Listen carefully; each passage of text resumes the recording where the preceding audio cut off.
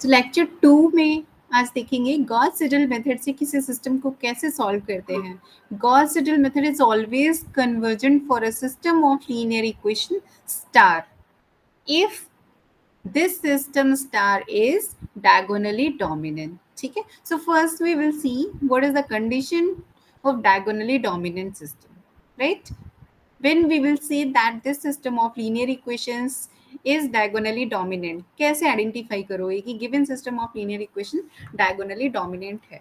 ठीक है. अगर हमने ये चेक करना सीख लिया, ये आइडेंटिफाई करना सीख लिया कि ये system of linear equations diagonally dominant है, तो हम उसमें गॉस सिडल मेथड को अप्लाई कर सकते हैं. ठीक है. Because Gauss Seidel method apply करने के लिए पहले इस सिस्टम का डायगोनली डोमिनेंट होना मस्ट है. ठीक है. कन्वर्जेंट का मीनिंग क्या होता है? जैसे अगर हम बोले कि ये सिस्टम कन्वर्ज कर रहा है, ठीक है, तो कन्वर्जेंट का मीनिंग क्या है? ये कन्वर्ज करेगा मींस किसी ना किसी सोल्यूशन पर तो अप्रोच करेगा ना. इस सिस्टम स्टार का जो भी एग्जैक्ट सोल्यूशन होगा, से x star, y star, z star. ठीक है. सपोज इस सिस्टम स्टार का ये एक सोल्यूशन है, exact solution, but Gauss Seidel method कभी भी एग्जैक्ट सोल्यूशन नहीं बता पाता है, लेकिन ये एग्जैक्ट पर कन्वर्जेंट होता है. ठीक है. एग्जैक्ट के नियर अबाउट ये कन्वर्ज करेगा, हमें सक्सेसिव अप्रोक्सीमेशंस परफॉर्म करके एग्जैक्ट सोल्यूशन तक ये मेथड पहुंचा देता है. ठीक है. तो इसी को बोलते हैं कन्वर्जन. ठीक है. Gauss Seidel method is always conversion if given system star is diagonally dominant. ठीक है. तो पहले हम देखेंगे कि डायगोनली डोमिनेंट की कंडीशन है क्या, डायगोनल डोमिनेट कैसे करता है अदर कोफिशिएंट्स को, इस कंडीशन का मीनिंग क्या है. ठीक. Diagonally dominant condition, in short we will write it DDC, diagonally dominant system. So suppose we are having 3x3 system of linear equations. This is your first equation, this is your second equation and this is third equation, right? अब हमें देखना है कि ये system diagonally dominant है या नहीं. इसकी डेफिनेशन थ्योरी भी कई बार पूछी जाती है. तो ये सिस्टम डायगोनली डोमिनेंट कब कहलाएगा? ठीक है. तो देखो इसकी डेफिनेशन क्या है. System of linear equations this star is said to be diagonally dominant if it satisfies the following conditions. Conditions को ध्यान से देखिएगा, ऑब्जर्व कीजिएगा. ऑब्जर्वेशन क्या कहता है? तो जो सिस्टम दिया हुआ है उस पे देखो आप, डायगोनल के एलिमेंट, नाम क्या है? Diagonally dominate condition, right? तो डायगोनल एलिमेंट्स जो है, ये डायगोनल एलिमेंट्स क्या करेंगे? ये कॉफिशिएंट ही तो है, एक्स कॉफिशिएंट, यहाँ पर B2 वाई कॉफिशिएंट है, यहाँ पर C3 जेड कॉफिशिएंट है, राइट? तो इस सिस्टम में ये जो डायगोनल कॉफिशिएंट्स हैं, ये ईच इक्वेशन के अदर कॉफिशिएंट के एब्सोल्यूट सम से हमेशा ग्रेटर और इक्वल होने चाहिए, राइट? मतलब क्या है? फर्स्ट इक्वेशन में अगर आप देखोगे तो फर्स्ट इक्वेशन में जो डायगोनल का एलिमेंट है वो क्या है? A1. ठीक है. फिर ये सेकेंड इक्वेशन के लिए B2 बनेगा, थर्ड इक्वेशन में C3 बनेगा. तो फर्स्ट इक्वेशन की अगर हम बात करें तो फर्स्ट इक्वेशन में जो डायगोनल एलिमेंट है दैट इज A1, इसकी एब्सोल्यूट वैल्यू, ठीक है, दिस इज ग्रेटर और equals to sum of absolute values of other coefficients B1 and C1. ठीक है. B1 की एब्सोल्यूट वैल्यू, C1 की एब्सोल्यूट वैल्यू, इन दोनों के सम से ये A1 की एब्सोल्यूट वैल्यू क्या होगी? इधर ग्रेटर होगी और इक्वल होगी. तो ये फर्स्ट इक्वेशन के लिए कंडीशन बनेगी. आप सेकंड के लिए कंडीशन इसी तरह से आप बना सकते हो. सेकंड के लिए तो डायगोनल एलिमेंट तो B2 है, तो सेकंड के लिए कंडीशन क्या बनेगी? mod of B2, absolute value of B2 is greater than or equals to absolute value of A2 and absolute value of C2. ठीक है. इन दोनों के सम से क्या होगा? ग्रेटर और इक्वल्स टू. इसी तरह से थर्ड के लिए अब आप समझ गए होगे क्या करोगे. mod of C3 is greater than or equals to mod A3 plus mod B3. So these are conditions of diagonally dominant system. ठीक है. तो कोई भी सिस्टम अगर लिखा हुआ है, आपको चेक करना है ये डायगोनली डोमिनेंट है या नहीं. आप क्या चेक करोगे? ये कंडीशंस को चेक करोगे, राइट? तो जो डायगोनल एंट्रीज हैं, ठीक है, वो उस करस्पॉन्डिंग इक्वेशन में अदर कॉफिशिएंट के एब्सोल्यूट वैल्यूज के सम से इधर ग्रेटर होंगी या इक्वल होंगी. तो इसको कहते हैं डायगोनली डोमिनेंट सिस्टम. ठीक है। अगर ये सिस्टम डायगोनली डोमिनेंट है तो इसमें गॉस सिडल मेथड एप्लीकेबल हो जाता है। ठीक है। अगर ये सिस्टम डायगोनली डोमिनेंट नहीं है तो फिर ये मेथड डायरेक्टली तो एप्लीकेबल नहीं होगा। हम क्या कर सकते हैं कि सिस्टम को डायगोनली डोमिनेंट में कन्वर्ट कर सकते हैं। तो पहले एक एग्जाम्पल से समझते हैं कि क्या गिवन एग्जाम्पल में जो सिस्टम दिया हुआ है वो डायगोनली डोमिनेंट है। तो एग्जाम्पल मैंने लिया, suppose my first equation is 5x plus 4y plus 0z is equals to 2.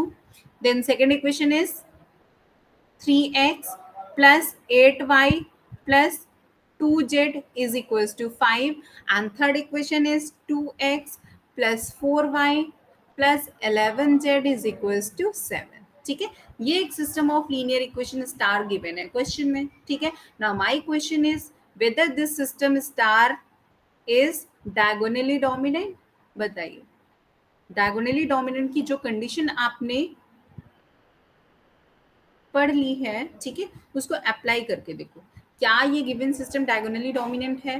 तो कैसे चेक करोगे, आपको जाना है डायगोनल एलिमेंट्स पर। ठीक है। 5 यहाँ पर 8 आएगा, यहाँ पर 11 आएगा। ठीक है। 1 बाई 1 इक्वेशंस में चेक कीजिए आप।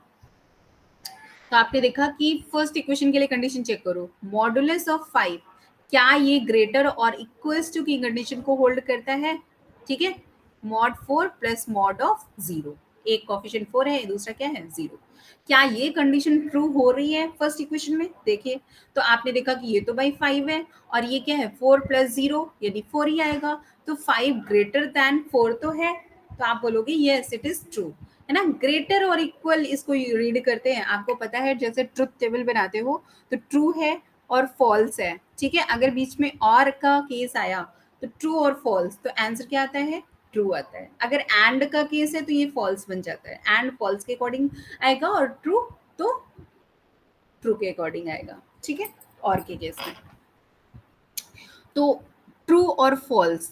ठीक है। तो इस केस में आंसर क्या मिलेगा, ट्रू मिलेगा। एक भी कंडीशन अगर पी क्यू, एक भी कंडीशन अगर ट्रू है, ठीक है, तो ये क्या आंसर आएगा ट्रू आएगा, right.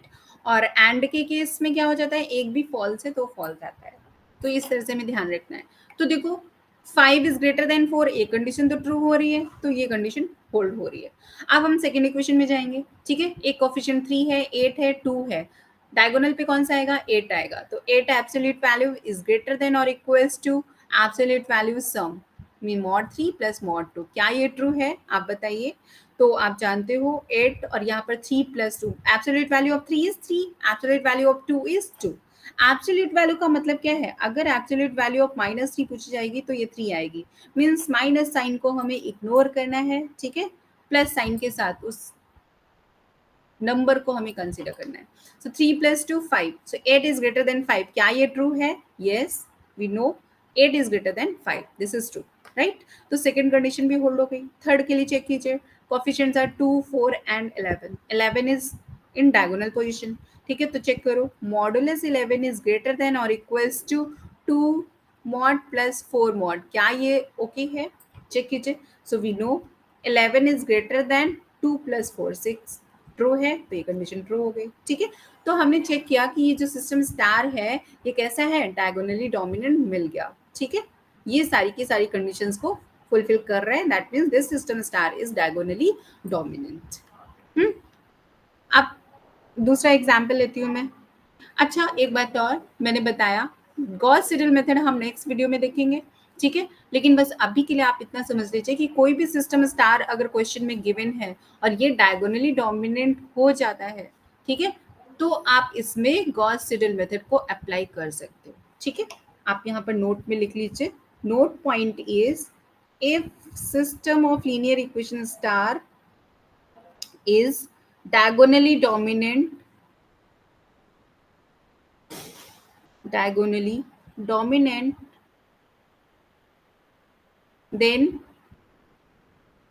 then we can apply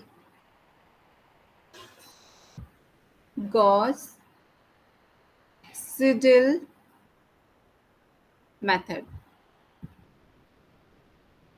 okay, चलिए।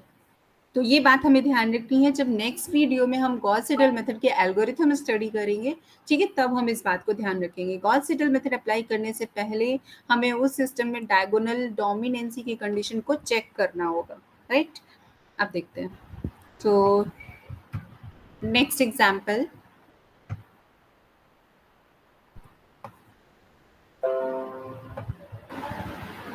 आप देखिए नेक्स्ट एग्जाम्पल में हमने क्या देखा। सपोज मैंने एक क्वेश्चन लिखा, आप इसमें बताइए कि क्या ये डायगोनली डोमिनेंट है। मैंने एग्जाम्पल लिया 2x, question is 2x plus 3y plus 1z is equals to 5. Next equation is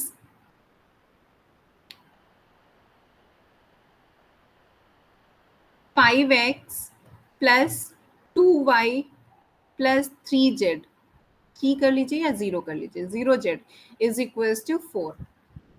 Next and last equation is 5x plus 4y plus 10z is equals to 7. ठीक है। Now my question is, check whether given system star is diagonally dominant। ठीक है, आप सोचो इसके बारे में, check करो इसको, बताओ मुझे। डायगोनली डोमिनेंट, ठीक है, क्या ये सिस्टम डायगोनली डोमिनेंट है? तो कैसे चेक करोगे? तो एट प्रेजेंट हम क्या बोलेंगे इसमें कि ये जो डायगोनल पोजीशन पे एंट्रीज है, ये क्या है, एक तो 2 है, दूसरा 2 है, ये तीसरा, थर्ड इक्वेशन में 10 है, ये डायगोनल एंट्रीज है, ठीक है। तो इनमें डायगोनली डोमिनेंट की कंडीशन हमें चेक करना है। तो फर्स्ट इक्वेशन में चेक करके देखो क्या ये फर्स्ट इक्वेशन डायगोनली डोमिनेंट की कंडीशन को सेटिस्फाई कर रही है, चेक करके देखिए। तो आप क्या करोगे, मॉडुलस 2 लिखोगे, ग्रेटर और इक्वल्स टू ये चेक करना है आपको, ठीक है। और आपने क्या किया, मॉड 3 प्लस मॉड 1 ये लिखा। अब मॉड 2 तो 2 ही होता है और मॉड 3 3 होता है, मॉड 1 भी 1 होता है। तो बताओ मुझे क्या ये कंडीशन ट्रू है? देखो राइट में तो 4 आ रहा है, 2 ग्रेटर देन और इक्वल्स टू 4, क्या ये ट्रू है? नो, दिस इज फॉल्स, ठीक है। 2 तो 4 से ग्रेटर नहीं है और ना ही 2 4 के इक्वल है, कोई भी एक कंडीशन होल्ड नहीं हो रही है, दैट मीन्स ये तो फॉल्स हो गई कंडीशन। तो ये सिस्टम हमारा इस पहली कंडीशन को होल्ड नहीं कर रहा है, हम दूसरी के लिए चेक ही क्यों करेंगे, ठीक है। अगर पहली होल्ड होती तो फिर हम दूसरे पे जाते। तो हम बोलेंगे कि this system is not diagonally dominant, not diagonally dominant, ठीक है। अब सेकेंड क्वेश्चन है, ये तो ए पार्ट हो गया, ठीक है। सेकेंड क्वेश्चन है, कैन वी अप्लाई, यहां पर देखो सेकेंड क्वेश्चन मैंने इसी में बनाया, can we apply Gauss Seidel method. Gauss Seidel method आप अभी नहीं जानते हो इसके एल्गोरिथम क्या है, ठीक है, नेक्स्ट वीडियो में हम इसको एक्सप्लेन करेंगे। पहले आपको बताना है कि क्या, अब जैसे आपने आंसर दिया कि this system is not diagonally dominant, ठीक है। So now my next question is, can we apply Gauss Seidel method in system of linear equation star, ठीक है। तो आपका आंसर क्या होगा बताइए, अभी मैंने नोट पॉइंट में बताया था, आप आंसर क्या करोगे, नो, ठीक है। Why no, because this system is not diagonally dominant, और अगर नॉट डायगोनली डोमिनेंट का केस आता है तो फिर हम ये अप्लाई ही नहीं कर सकते हैं, ठीक है, क्योंकि गॉस सिडल मेथड इस करंट फॉर्म में स्टार के लिए कन्वर्जन नहीं होगा, सोल्यूशन के नियर अबाउट हमें नहीं पहुंचाएगा, ठीक है। इसमें रैंडम आउटपुट्स आएंगे, कभी 1 आ गया, कभी 100 आ गया, कभी 50 आ गया, कभी -1 आ गया, फिर कभी लैक्स में आ गया, इस तरह से वो हमें पता ही नहीं है कि वो एग्जैक्ट सोल्यूशन के नियर अबाउट कब पहुंचेगा, ठीक है। कुछ भी अप्रोक्सीमेशन हमें उस तरफ टेंड नहीं होने देंगे। तो हमारा आंसर क्या है, can we apply Gauss Seidel method, no, ठीक है। नाउ थर्ड थर्ड क्वेश्चन इसी में एक बनता है कि क्या हम इस सिस्टम स्टार को डायगोनली डोमिनेंट बना सकते हैं, ठीक है। Is it possible, is it possible to transform star to diagonally dominant, ठीक है। ये भी तो हो सकता है, ये नेचुरल क्वेश्चन आता है कि ये करंट जो स्टार सिस्टम है वो तो डायगोनल डोमिनेंट नहीं है, लेकिन क्या कोई ऐसा तरीका है जिससे हम इसको डायगोनली डोमिनेंट बना सकते हैं और बनाने के बाद हम इसमें गॉस सीडल मेथड अप्लाई करें, ठीक है। तो आंसर क्या आएगा, यस, ठीक है। आप कैसे बनाओगे इसको, हाउ, ठीक है, क्वेश्चन आता है हाउ। तो एक ही तरीका है, अगर उस तरीके से डायगोनली डोमिनेंट में कन्वर्ट हो जाता है then well and good, otherwise Gauss Seidel method applicable नहीं होगा, ठीक है। तो देखो वो मेथड क्या है, हाउ, हाउ का आंसर देखो यहाँ पर मिला। कैसे, आपको क्या करना है, इंटरचेंज करना है, interchange rows to transform non diagonally dominant system, non diagonally dominant system to diagonally dominant system, ठीक है। जो नॉन डायगोनली डोमिनेंट सिस्टम है उसको डायगोनली डोमिनेंट बनाने के लिए क्या करोगे, इक्वेशंस को इंटरचेंज कर दोगे, ठीक है। जो रोज है, रोज का मतलब क्या है, यहाँ पर लिख लीजिए इक्वेशंस, इक्वेशंस की पोजीशन को इंटरचेंज कर दीजिए, डायगोनली डोमिनेंट। तो मैं अभी चेंज करके बताती हूँ आपको, ठीक है। देखो अगर मेरी ये पहली इक्वेशन है, ये दूसरी इक्वेशन है और ये तीसरी इक्वेशन है, ठीक है। मैंने क्या देखा कि यहाँ पर फर्स्ट इक्वेशन में ये जो 2 है ये इनके सम से लेस हो रहा है, लेकिन अगर मैं सेकंड इक्वेशन को ऑब्जर्व करूँ तो सेकंड इक्वेशन में ये जो 5 है ये 2 प्लस 0 के सम से ग्रेटर है, ठीक है। तो अगर ये इक्वेशन नंबर 2 फर्स्ट प्लेस पे होती, फर्स्ट इक्वेशन होती, ठीक है, तो ये तो कंडीशन को होल्ड कर जाता। तो यही हमें ध्यान रख के इन इक्वेशंस को इंटरचेंज करना होता है। तो मैंने एक आइडिया लिया और फर्स्ट और सेकंड इक्वेशन को इंटरचेंज किया। मैंने सेकंड को फर्स्ट बना लिया, 5x plus 2y plus 0z is equals to 4। Second equation मैंने क्या लिखी, 2x plus 3y plus 1z is equals to 5। Third equation को एज इट इज अभी रखा है, ठीक है, एज पर नीड हम लोग इनको इंटरचेंज करते जाएंगे। So 5x plus 4y plus 10z is equals to 7। ये मेरा इंटरचेंज करने के बाद एक नया सिस्टम बन गया, ठीक है। आप देखो क्या ये सिस्टम डायगोनली डोमिनेंट है, चेक करके बताना जरा। ये डबल स्टार मैंने इसको नाम दिया, चेक करो जरा। तो ये डायगोनल पे क्या है, 5 है। सेकंड इक्वेशन में डायगोनल पे क्या है, 3 है। थर्ड इक्वेशन में डायगोनल पे क्या है, 10 है। आप देखते ही पता लगा सकते हो, ठीक है। मॉड 5 ग्रेटर और equals to mod 2 plus mod 0, ये होल्ड कर रहा है, बताओ। 5 इज ग्रेटर देन और इक्वल्स टू 2, तो 5 ग्रेटर देन 2 तो होल्ड कर रहा है, तो ये ट्रू बन जाएगा। फिर सेकंड इक्वेशन में देखो, मॉडुलस 3 ग्रेटर और equals to mod 2 plus mod 1। तो देखो यहाँ पर 3 आया और यहाँ पर क्या आया, 2 प्लस 1 3, 3 इक्वल्स टू 3। तो इक्वालिटी वाली कंडीशन को तो सेटिस्फाई कर गया ना, दोनों में से कोई भी एक अगर ट्रू है तो इक्वेशन ट्रू कहलाती है, मैंने अभी बताया था ट्रुथ टेबल के according, right. So 3 is greater than और इक्वल्स टू 3, ये तो ट्रू होगा ना, बिकॉज इक्वालिटी होल्ड कर रही है, तो ट्रू हो गई। अब थर्ड इक्वेशन में देखो, थर्ड के केस में डायगोनल का एलिमेंट 10 है, तो इस पर 10 पर चेक करो, मॉड 10 इज ग्रेटर देन और equals to mod 5 plus mod 4। बताइए क्या ये ट्रू है, yes, by, because 10 is greater than 5 plus 4 9, तो ये भी ट्रू हो गया। तो अब ये जो डबल स्टार सिस्टम है ये तो डायगोनली डोमिनेंट की सारी कंडीशंस को होल्ड कर रहा है ना, तो हम बोलेंगे कि ये सिस्टम जो स्टार है इज डायगोनली डोमिनेंट, ठीक है। तो इसमें हम गॉस सिडल मेथड अप्लाई कर सकते हैं, GAUSS, Gauss Seidel method is applicable, हो जाएगा एप्लीकेबल, ठीक है। आपको आंसर मिल गया। ये पॉइंट बहुत ही इंपॉर्टेंट था, जो हम जानते नहीं, हम समझते नहीं है और ऐसे गॉस सिडल मेथड को अप्लाई करना स्टार्ट कर देते हैं। अगर ये डायगोनली डोमिनेंट कंडीशन को बिना समझे हुए हम गॉस सिडल मेथड अप्लाई करेंगे तो किसी ना किसी क्वेश्चन में जरूर स्टक करेंगे, ठीक है। तो पहली condition, we have to check that system must be diagonally dominant, then only we have to apply Gauss Seidel method, ठीक है। अगर ये डायगोनली डोमिनेंट सिस्टम बन रहा है तभी गॉस सिडल मेथड कन्वर्ज करेगा। कन्वर्ज करने का मतलब है वो सोल्यूशन तक हमें पहुंचाएगा, अदरवाइज हम सोल्यूशन तक कभी नहीं पहुंचेंगे, राइट। तो देखो, अब एक क्वेश्चन आता है आपके माइंड में, नेचुरल सा क्वेश्चन बनता है कि हमने इस स्टार सिस्टम को इसमें कन्वर्ट कर लिया है, ठीक है, हम इसमें गॉस सिडल अप्लाई कर रहे हैं, तो क्या जो सोल्यूशन आएगा वो इस पहले वाले ओरिजिनल सिस्टम का भी सोल्यूशन बनेगा? तो बनेगा ऑब्वियस। देखो, अगर इक्वेशंस को ऊपर नीचे उनकी पोजीशन चेंज कर दो तो उनके सोल्यूशन पे थोड़ी ना कोई फर्क पड़ेगा, ऐसे देखो, जैसे मैंने अगर यहाँ पर मैं लिख दूं, भाई मुझे ये बताओ x plus y is equal to 2 है और x minus y is equal to 5 है, मुझे सॉल्व करके बताओ इसका सोल्यूशन। ये तुम्हारी पहली इक्वेशन है और ये तुम्हारी दूसरी इक्वेशन है, ठीक है, इसको सॉल्व करके मुझे आंसर बताओ। तो आप क्या करोगे, एलिमिनेशन मेथड लगा लो, ठीक है, फर्स्ट सेकंड को ऐड कर दोगे, y से y कैंसिल हो गया और ये आ गया 2x is equals to 5 plus 2 7, so x is equals to 7/2, ठीक है। अब x की वैल्यू पुट कर दो किसी भी एक इक्वेशन में और y फाइंड कर लो, ये कर सकते हैं हम, ठीक है। तो यहां से हमने y निकाल लिया।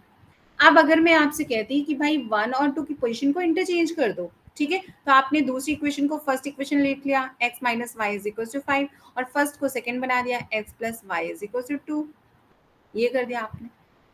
क्या सॉल्व कर, आप सॉल्व करने से क्या सोल्यूशन में कोई चेंज आएगा? कभी नहीं आएगा। पोजीशन इंटरचेंज करने से सोल्यूशन थोड़ी ना बदल जाता है। y और y कैंसिल हो गए, 2x is equals to 7, so x is still 7/2, ठीक है, इसकी वैल्यू पुट करके y निकाल लोगे। तो याद रखना, इक्वेशंस को इंटरचेंज करने से सिस्टम के सोल्यूशन पर कोई चेंज नहीं आता है, ठीक है, बट गॉस सिडल मेथड की कन्वर्जेंस पे चेंज आ जाता है, ठीक है ना। तो पहला सोल्यूशन पे तो कोई चेंज नहीं हो रहा है, लेकिन पहला मेथड जो पहला सिस्टम जो था, फर्स्ट सिस्टम स्टार था, वो डायगोनली डोमिनेंट नहीं बन रहा था, इसलिए हमने इक्वेशंस को इंटरचेंज करके उसको डायगोनली डोमिनेंट में कन्वर्ट किया, ठीक है, तब हम इसमें गॉस सिडल मेथड अप्लाई कर सकते हैं, ठीक है। अब नेक्स्ट वीडियो में मैं बताऊंगी कि गॉस सिडल मेथड की एल्गोरिथम क्या होती है, ये कैसे वर्क करता है, ठीक। Okay, thank you everyone.